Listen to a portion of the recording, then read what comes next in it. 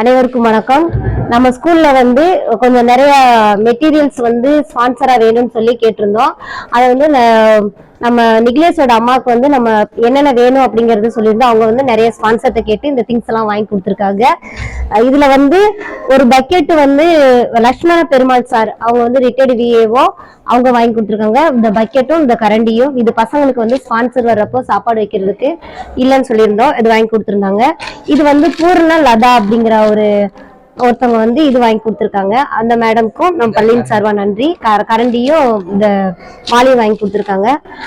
அப்புறம் வந்து சுபா அப்படிங்கிறவங்க வந்து 8 சேர் வாங்கி கொடுத்துருக்காங்க. நமக்கு நிறைய ப்ரோக்ராம்னா நம்ம வெளியில இருந்து சேர் வாங்குறோம். அந்த சேருக்கெல்லாம் வாடகை காசு கொடுக்கணுங்கிறதுனால சேர் வந்து ஸ்பான்சரா கொடுத்துருந்தோம். இது ப்ரோக்ராமுக்கும் நம்ம யூஸ் பண்ணிக்குவோம், பசங்க வந்து கிளாஸ்க்கும் யூஸ் பண்ணிக்கிடுவோம், அதுக்காக வாங்கி கொடுத்துருக்காங்க.